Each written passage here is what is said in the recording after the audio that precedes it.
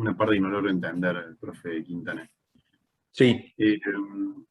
Nosotros tenemos la operación número 1, que dura 0,6 minutos. Y después tenemos, que usted nos pone ahí que tenemos 0,36 de minuto que el operador estaría libre.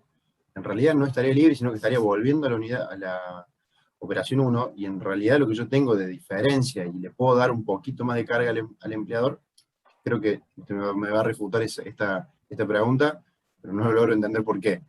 Pero para mí tiene que volver antes de que se cumplan los 60 segundos, los 0,6 segundos de minutos de la primera tarea. Tiene que volver a hacerse cargo de sacar el producto de la primera tarea y poner otro, o no es ese el caso en esto. Una consideración.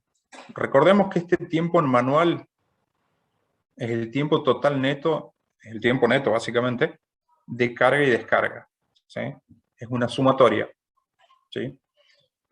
Y esta persona cuando vuelve, cuando esta persona está aquí, vuelve y vuelve a la operación 10 para hacer la descarga, ¿sí? En una primera instancia hace la carga, se le cargan los tiempos frecuenciales, camina, hace la carga, tiempos frecuenciales, vuelve, cuando el ciclo este ya paró, hace la descarga, la carga, y así sucesivamente. ¿Se entiende? Pero la inactividad del operador sigue siendo de 0,36, ¿o me estoy equivocando? Exacto, porque ¿cuánto es el tiempo que le sobra al operador? En todo ese bucle de trabajo. Si yo estoy haciendo la sumatoria de cada uno de los minutos que el tipo, en cada uno de los tiempos que el tipo estuvo haciendo una actividad manual. Recuerden que tiempo manual implica que el operario está haciendo un trabajo con sus manos, ¿sí? Que es indispensable para el proceso, ¿sí? Y yo estoy haciendo la suma de todos esos tiempos. ¿Voy a sumar hasta dónde? Hasta el tacto. O lo más próximo al tacto, básicamente. Profe, Pregunta, ¿cuánto es el porcentaje? Con la información que tenemos hasta aquí, porque aquí creo que lo van a ver un poco más claro. ¿Cuánto es el porcentaje de carga de ese puesto? 60%. ¿Cómo hiciste el cálculo? 0,53 sobre 0,89. Perfecto. Ese es el porcentaje de carga que hasta ahora tenemos en estas dos operaciones con este operario solo, ¿sí? Recordemos, veníamos de esta situación.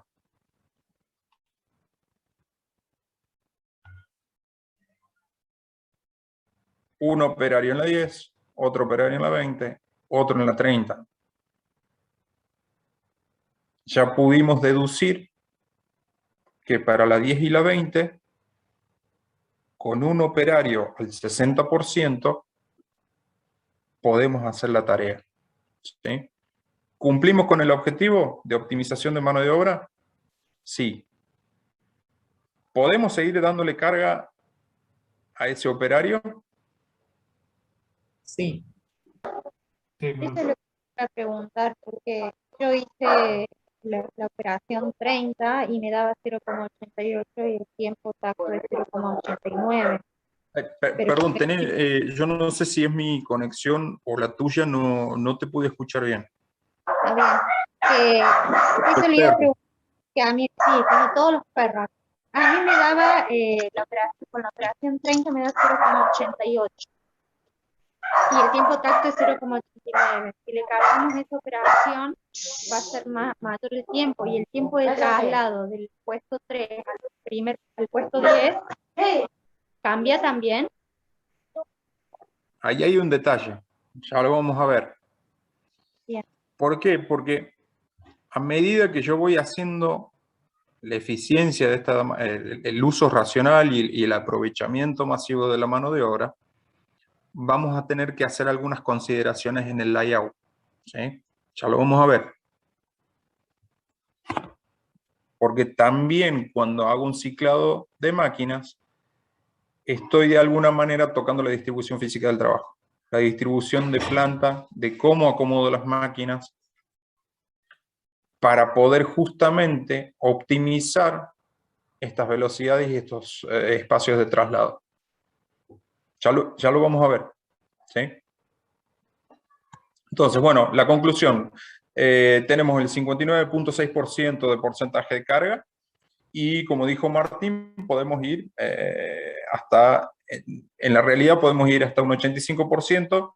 El ejercicio plantea un poquito más allá de eso, ¿sí? Entonces, dijimos que podemos generar una tercera operación, cargar una tercera operación a ese operario. Y aquí vamos al diagrama de actividades múltiples. Cuando vamos a la realidad, al trabajo en la fábrica, en una línea y demás, esto lo tenemos que hacer en un Excel, tenemos que hacer una cuantificación minuciosa con una planilla de cálculo. Y ese diagrama, que se llama diagrama de actividades múltiples, es un Excel que está anexo en el apunte, lo que grafica, lo que indica es, con algún tipo de identificación por colores, es justamente el porcentaje de carga de la mano de obra. Si ustedes recuerdan, en uno de los slides, yo les pegué esta parte de la tabla. ¿Y por qué es importante este sector de la tabla? Porque estoy viendo los tiempos acumulados de una persona, de un operario, con sus tareas manuales, ¿sí? En el gráfico de barras a la derecha, bajo esta escala de tiempo, por lo general la van a definir ustedes de acuerdo a su tipo de producción, digamos. Esto lo setean ustedes. Si tienen tiempos de procesos extremadamente largos, a lo mejor les conviene hacerlo de 10 en 10 o de 20 en 20, eso lo ven ustedes.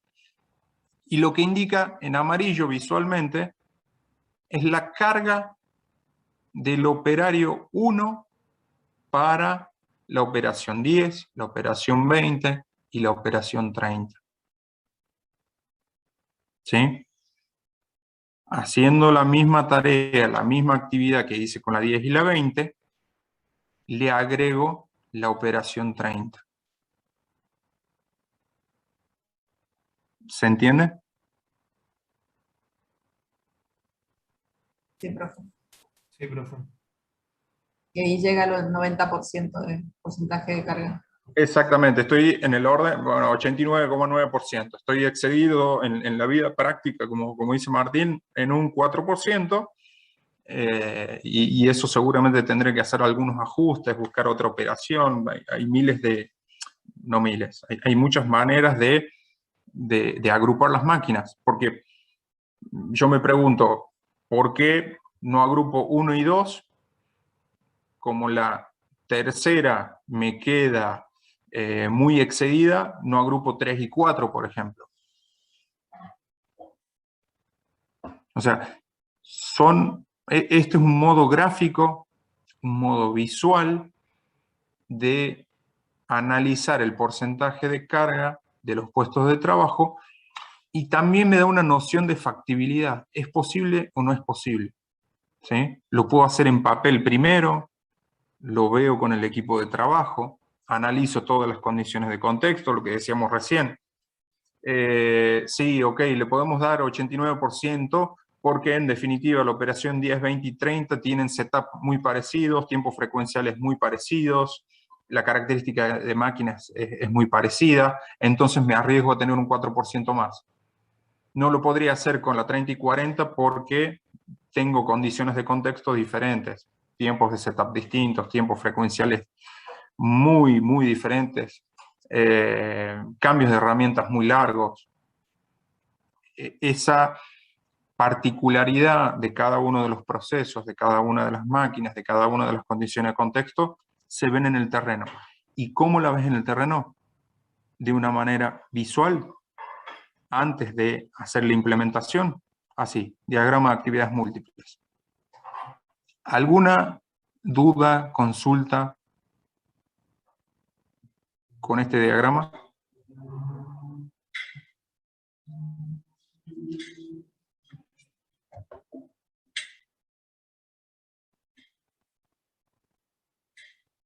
Hola. No, profe, por el momento. No, profe. No. En síntesis. Sí. Seba, discúlpame, una pequeña aclaración. Apunta acá donde dice menor división de la escala en centiminutos, con el cursor. Acá, en donde dice, ahí donde dice 1, más a la derecha. A la derecha, ahí. Si ustedes ahí en ese campo, en lugar de poner 1, ponen 5, se cambia la escala de números acá. Entonces, si tienen ciclado de máquinas con tiempo tacto más prolongado y necesitan reducir la escala, cambiando ahí el valor S, se cambia la escala ahí arriba. Eso está en el adjunto S. ¿Y esa escala la elegimos, digamos, nosotros o es criterio de cada empresa?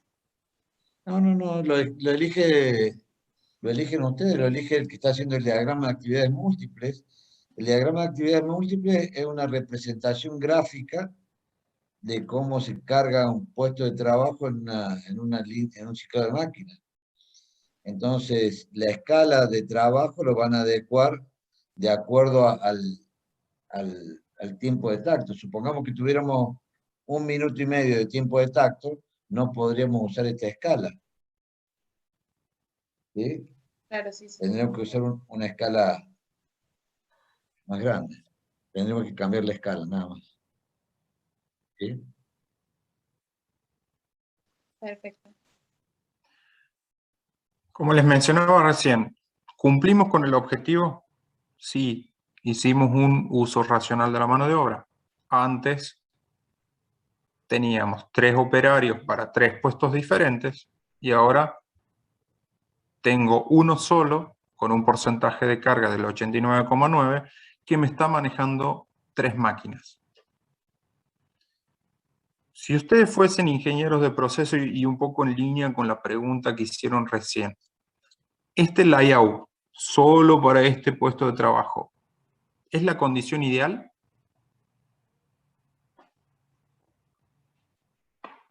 Tomando en cuenta que hago la carga de la operación 10, la carga de camino hasta la operación 20, hago la carga de la operación 20, camino hasta la 30, hago la carga de la operación 30, las tareas frecuenciales, toda la cantidad de mano de obra que está cargado, tengo que volver hacia la operación 10.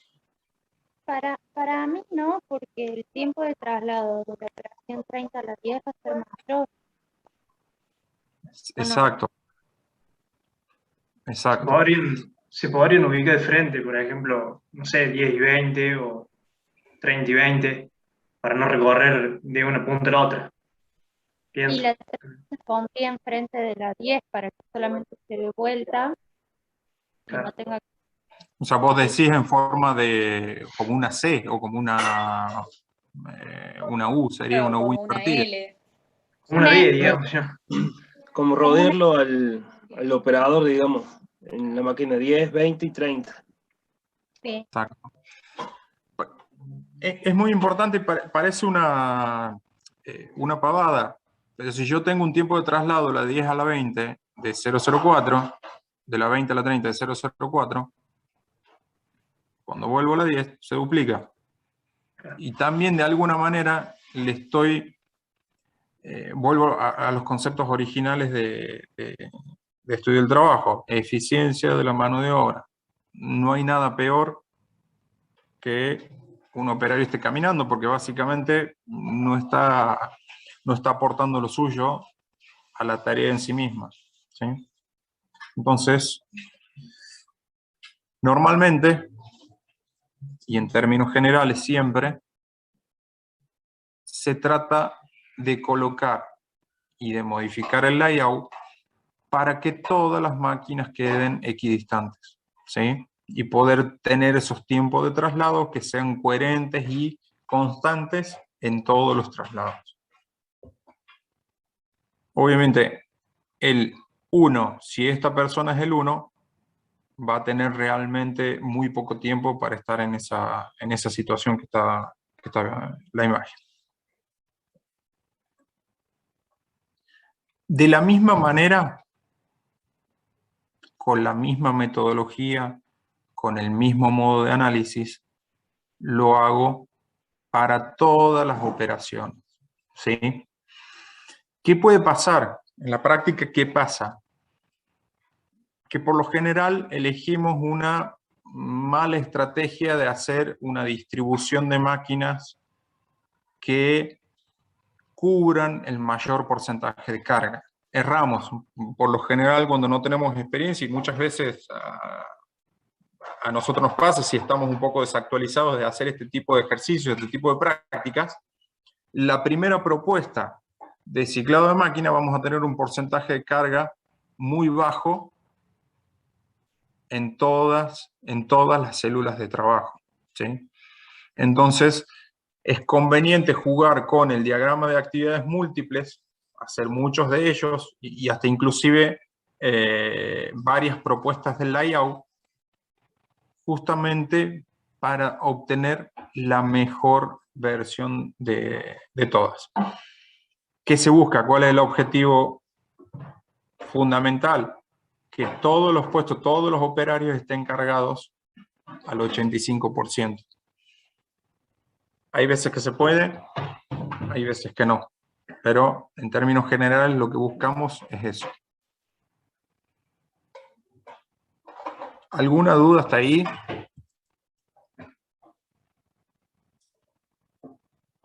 ¿Alguien que quiere hacer algún comentario? Julio, Martín, algo que se me esté pasando en la presentación.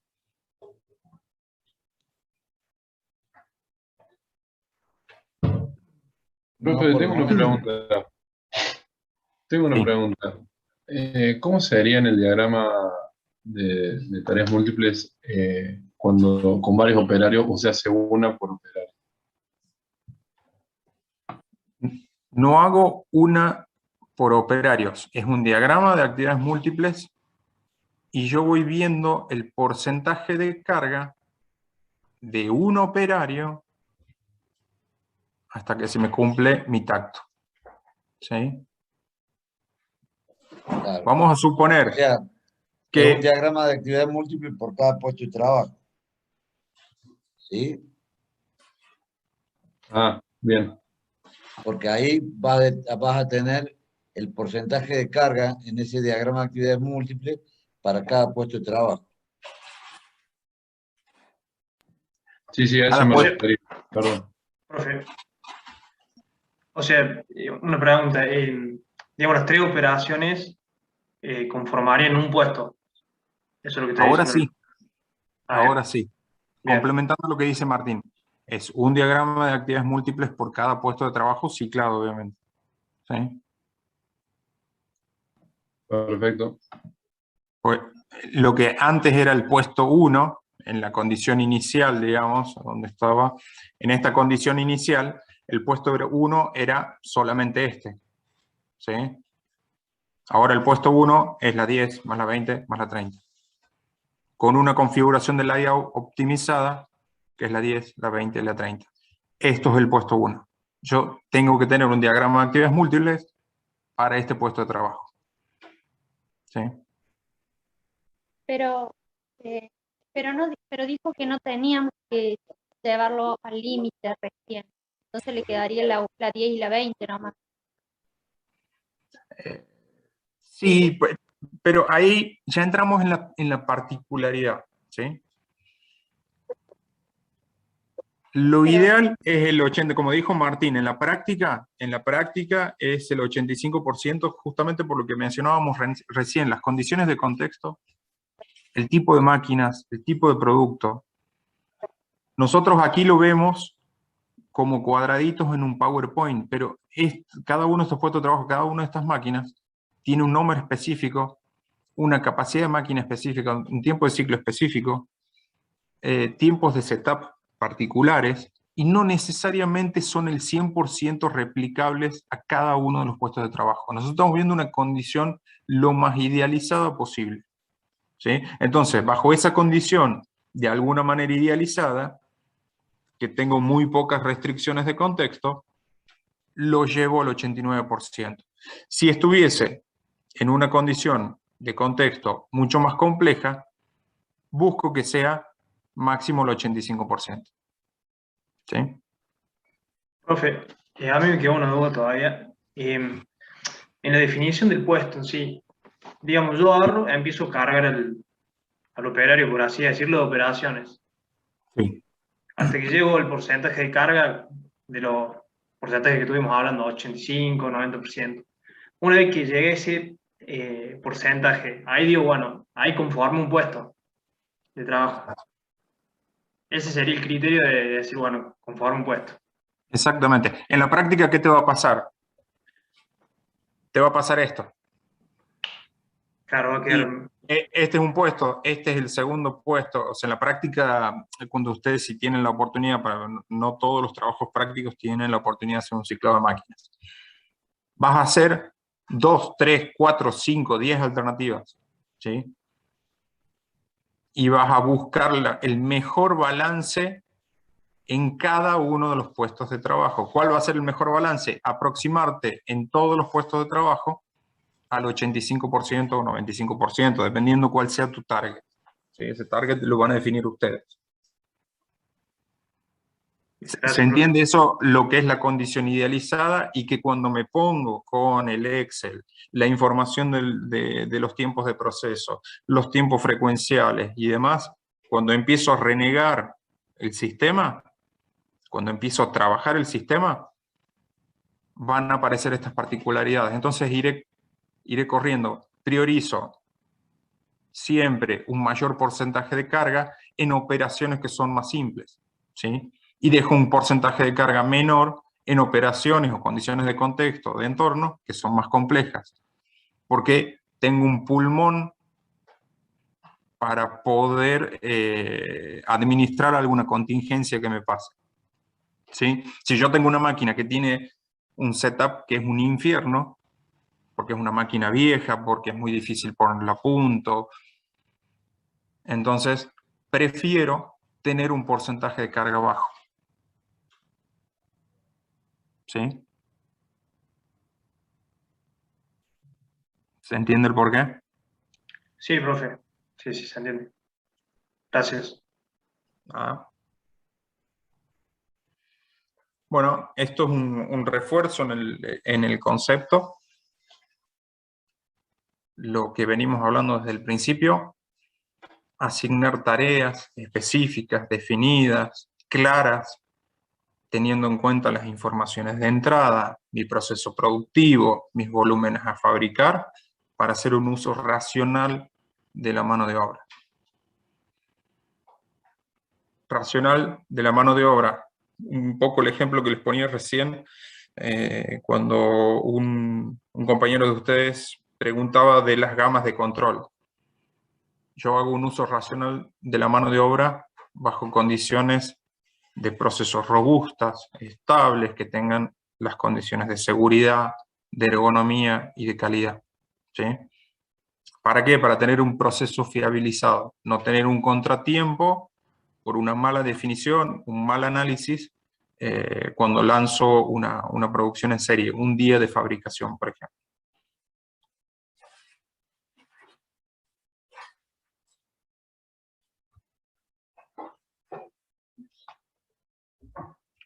Ahora, este otro ejemplo, de alguna manera, lo complicamos un poquito más. ¿Sí? Voy a tener un volumen a producir muchísimo más alto, 3 turnos de trabajo, un rendimiento mucho más bajo, con lo cual vamos a tener un tiempo tacto, nos acordamos de este número, de 0,68. con lo que vimos hasta ahora, con lo que analizamos hasta aquí, ¿cuál es la dificultad que a simple vista en la tabla ustedes detectan? Tiempo ciclo de la actividad 20 de .83. ¿Cómo es? El cuello de botella. Cuello de botella. Superior al tiempo teatro.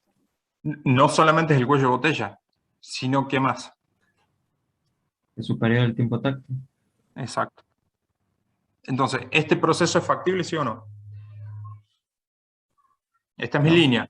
Aquí, acordémonos, entra una materia prima, hay un operario aquí, otro operario aquí, otro operario aquí, y sale un producto terminado por la punta de este grupo de máquinas.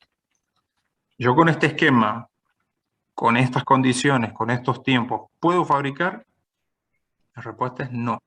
Porque no puedo fabricar porque tengo esencialmente un tiempo ciclo, tengo una operación cuello botella como cualquier otro proceso, todos los procesos tienen su operación cuello botella, pero además es superior al tiempo de tacto. ¿Cuál es la alternativa más lógica en estas circunstancias, sin seguir avanzando con los slides ni dar más información de la que tenemos hasta ahora? ¿Qué harían ustedes? Poner 2 máquinas. 20. Esa es una. Otra alternativa. Separarlo en 2 procesos, que va un poco a la 10 y un poco a la 30. Sí, no necesariamente hay una compatibilidad de máquinas entre la 20 y la 30. Hay veces que se puede hacer, la gran mayoría de las veces no. Y hay que ver cómo está el balanceo, porque el resto de los procesos son bastante inferiores, o del tiempo de tacto, más que nada el 70, que se puede balancear. Está bien, pero como alternativa, si yo tengo un tiempo de ciclo mucho más alto y bajo estas condiciones que tengo los 3 turnos de trabajo ocupados, y de hecho el ejemplo es caprichoso, justamente pone los 3 turnos de trabajo para que no tengamos otra alternativa que poner una máquina adicional en la operación 20, porque si tuviésemos un turno disponible, a lo mejor hacemos trabajar esta máquina a contraturno y hacer un pulmón de piezas para abastecer al resto, ¿sí? Pero este ejemplo, de modo caprichoso, ocupa los 3 turnos de trabajo. Yo no tengo posibilidad de hacer mi proceso más que colocar otra máquina.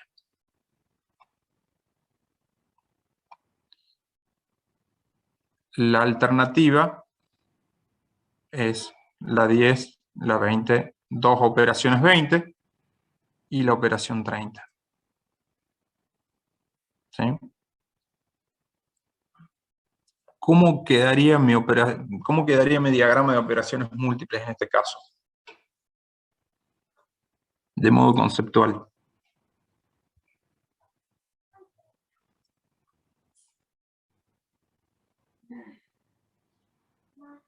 Y ahí bajaría la mitad del tiempo de ciclo. Acá voy a tener 2 operaciones idénticas. Se le suma un operario, porque no se le puede cargar al mismo operario la... A ver, espera, vuelva atrás así de un poco.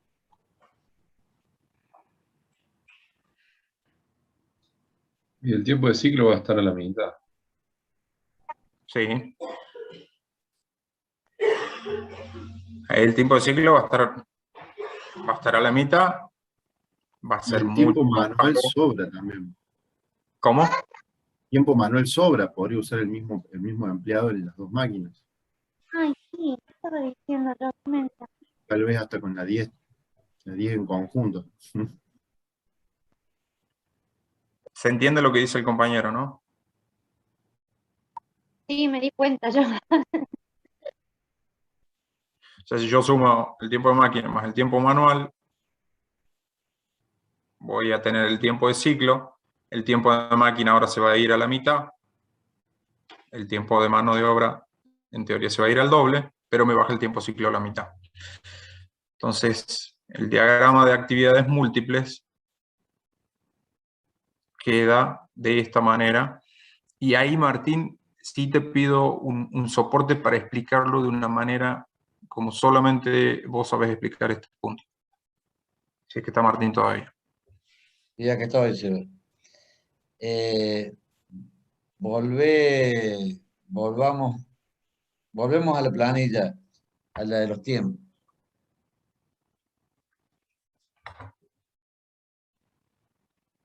Si le diéramos, tenemos 0,68. Con esa planta, ¿cuántas máquinas, cuántas operaciones le asignarían al primer puesto de trabajo?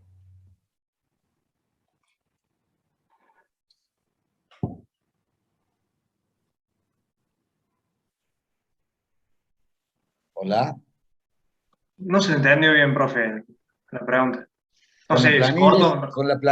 con la planilla de tiempos, esa, ¿qué operaciones le asignarían al primer puesto de trabajo para ciclar esa línea? ¿Cómo lo harían? Ya con las dos máquinas en la operación 20. Como quieras.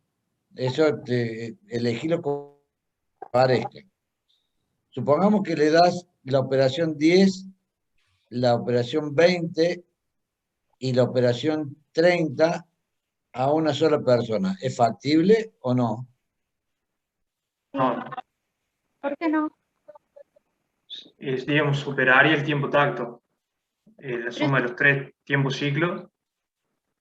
pero si el Ah, tiempo no, está como 68. tiene No, razón, no sí. si es una sola línea, pero tal vez al hacer 2 veces la máquina 20, solamente le podría dar la 10 y 2 veces la 20, o sea, las 2 máquinas 20 que van a existir. No, sí podría darse porque el tiempo manual es bajo. menor el tiempo tacto. Sí, tiene razón la compañera. Ujú. El tema ahora es cuántas veces consideramos la operación 20 en la carga de trabajo del hombre. 2 veces. Está bueno. No, lo tenemos que considerar una sola vez.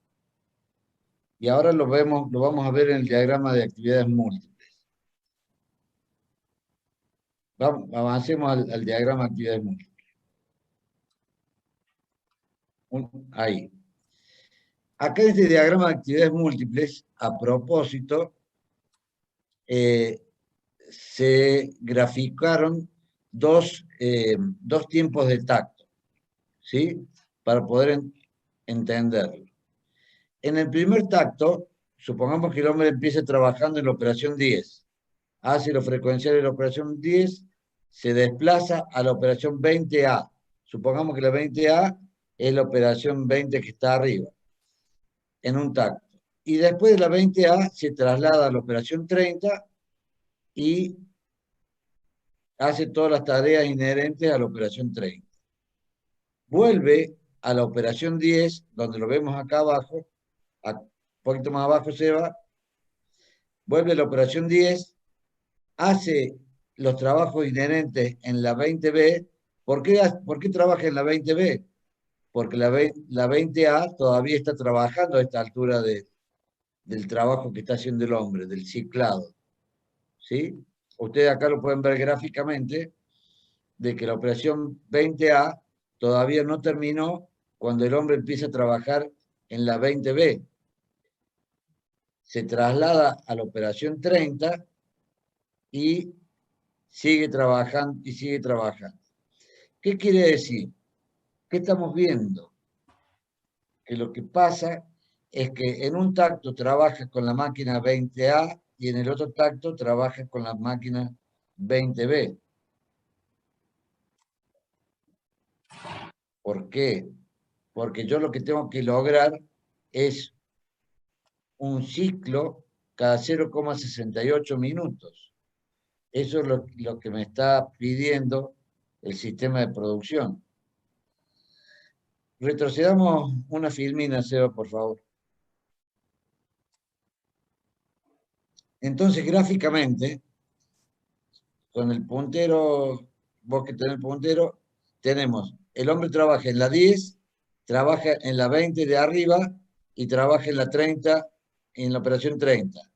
Se vuelve a la operación 10, vuelve el hombre a la operación 10, hace la operación 10, trabaja en la 20 de abajo y trabaja en la 30. Entonces, por cada tacto, ¿cuánto trabajo tiene de la operación 20? Uno solo, 0,15. ¿Se entiende? Sí, profe. O sea, lo que pasa ahí es que le hicimos sumamente corta a la operación 20, de modo tal de que en el tiempo de tacto la puedo hacer 2 veces. En realidad la haces una, pero sacas dos piezas, una por cada máquina.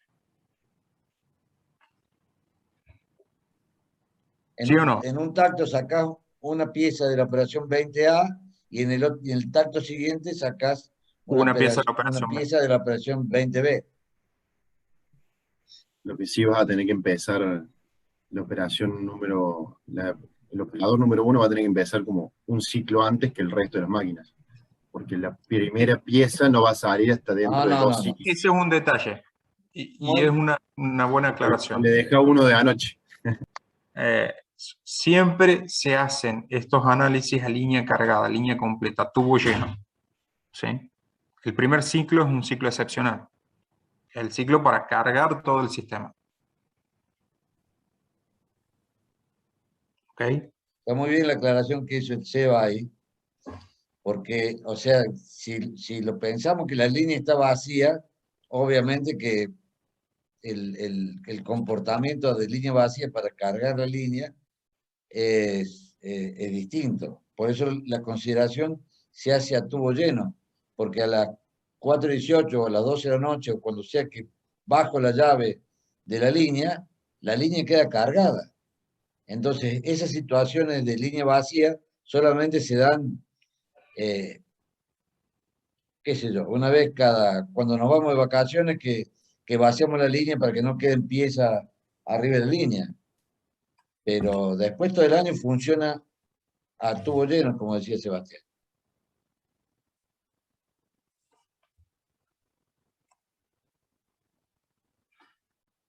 Es un tema, tanto como balanceo de línea, como lo explicó Elisa la clase pasada, para ejercitar, para discutir en el equipo, para analizar.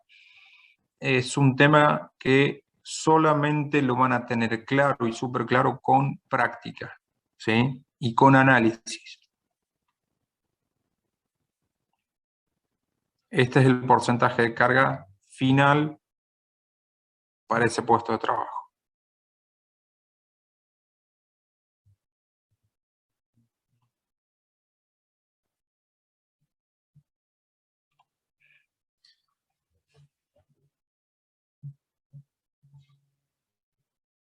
Para la próxima clase dejamos estas consignas para que puedan hacer la práctica. En la medida de lo posible, háganlo con el mismo grupo de trabajo que están haciendo el caso real, a los fines de que puedan discutir entre ustedes, ¿sí? Y puedan sacar la mejor solución posible en conjunto. Este tipo de actividades, salvo los mega expertos o los que ya tienen muchísimos años, siempre la mejor alternativa sale en equipo, ¿sí? Justamente por lo que decíamos, las condiciones del contexto, el entorno, la mejor carga posible, la mejor distribución posible, que cumpla con las condiciones de ergonomía, con las condiciones de seguridad, con las condiciones de calidad. Y acá está la planilla final de diagrama de actividades múltiples. Algunos anexos y demás. ¿Alguna duda? ¿Algún comentario final, Julio? Eli. No, se ha dicho todo, está perfecto. Profe, ¿se podría explicar? Hay un punto en el apunte que habla del tiempo hombre y marca cuando habla de relevos y no relevos, y un tiempo de estándar prima también puede ser, al último la apunte eso. Sí, sí, de hecho es al principio.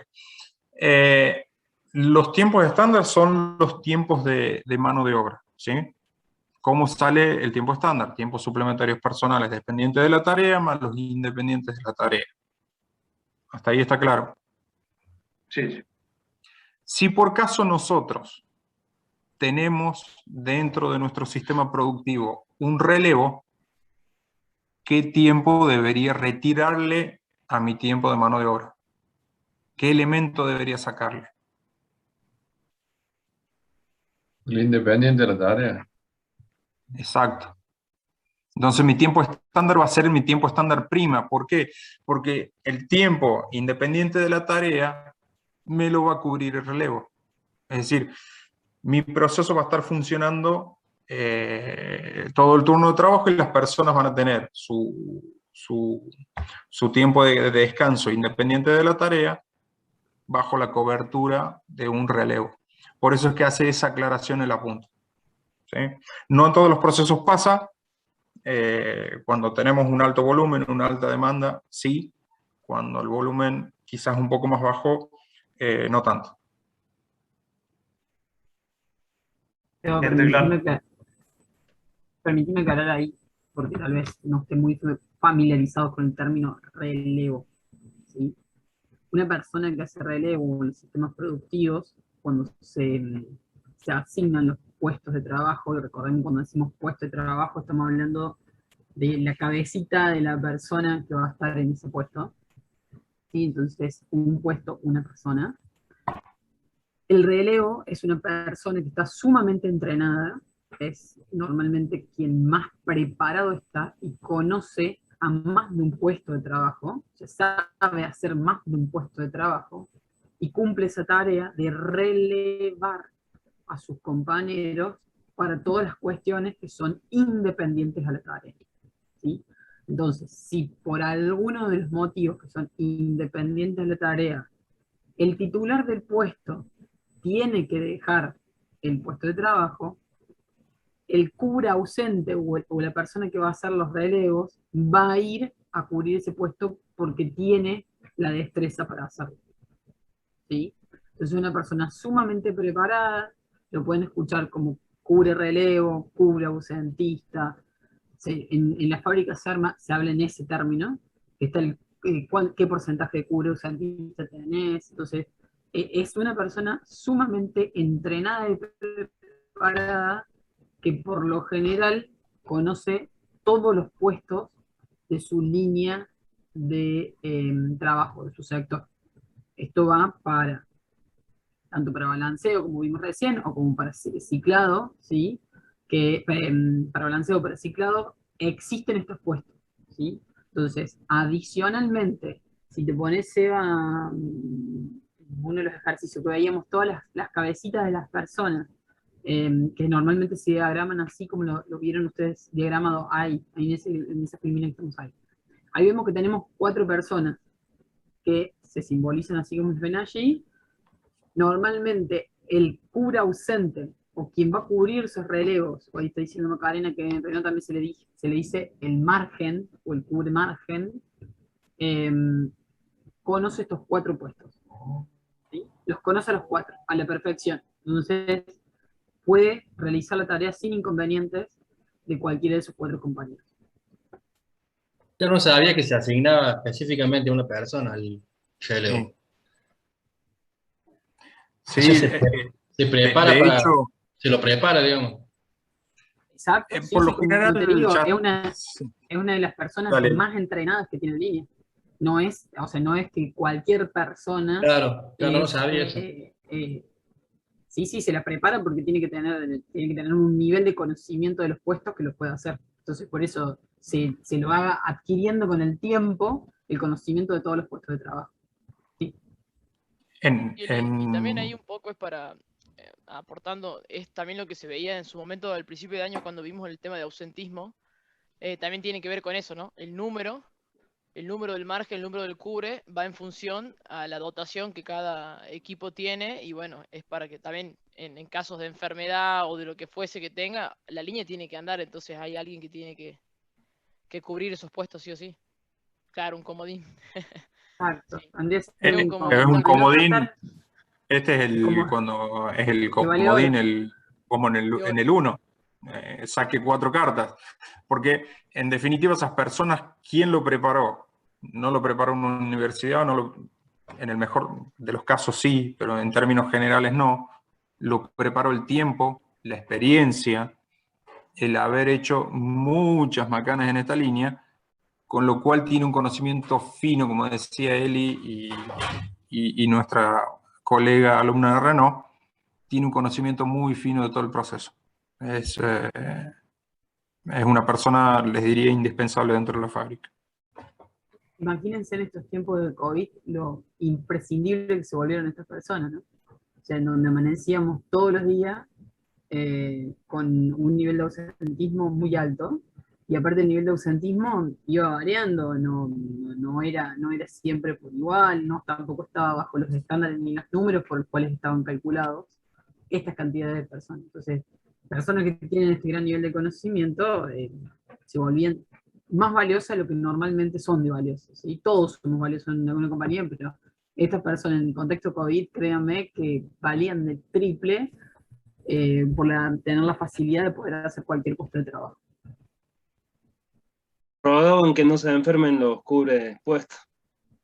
Es que, Y también pasa, somos personas, Sí. todos tenemos obligaciones personales, todos nos podemos enfermar, entonces pasa. Sí. Es la realidad. No se olviden que nosotros los tenemos en un slide, en un PowerPoint, de una manera muy grosera, le pusimos un circulito, le pusimos números, pero son personas. ¿Sí? Tienen sus capacidades, sus limitaciones, sus debilidades.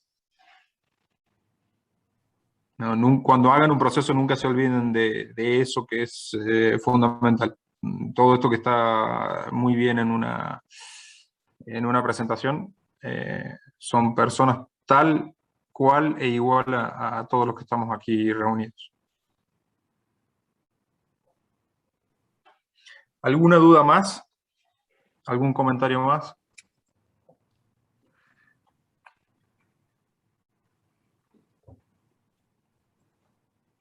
No, profe. Bueno, ahí tienen la tarea para el hogar. Ya estamos, Eva, ¿no? Sí, sí. Nos Profe, quedamos 5 minutos nosotros. quería hacer una consulta. La entrega del trabajo práctico de la semana que viene, voy a hablar por mí, quería saber si hay posibilidad de que se baje una.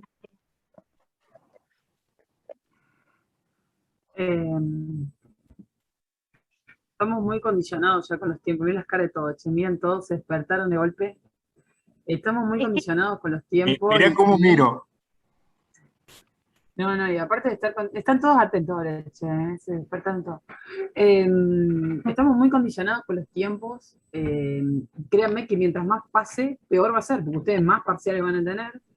Y la calidad del trabajo práctico es proporcionalmente a eso. Y lamentablemente, nosotros tomamos la consideración en el mes de julio, les dimos un mes de trabajo, y los resultados que obtuvimos dándole todo un mes de trabajo es que se confiaron con ese mes de trabajo. Entonces, la fecha de trabajo práctico no se mueve. Es a lo largo de toda la semana. No es el lunes. Así que tienen esa consideración. No es que es el lunes tienen que entregarlo.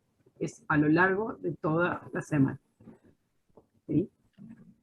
Recuerden que la entrega número 2 tiene intercorregida, y vamos a hacer la entrega número 3 y la entrega número 4. No son complejas, son claras y concisas. Tienen que hacer toda la toma de tiempos, con la planilla que está en formato de toma de tiempos, estudio de métodos y relevamiento de ergonomía. ¿Sí? Por eso digo, no es una entrega larga, es clara, concisa, pero si más lo dilatamos, peor va a ser. Chicos, entran ahora, fuimos estudiantes junto con ustedes, como ustedes, ¿no? El mes de octubre, sabemos que empieza octubre y es un parcial tras otro. No Bueno, sé, Seba y Martín, si ven algo distinto, ¿no? Tenemos que empezar a concluir un poco el trabajo práctico. Ya tenemos que empezar a cerrar. Bueno, gracias, nos vemos el lunes. Bueno, gente. Gracias. Chau, chau. Nos vemos.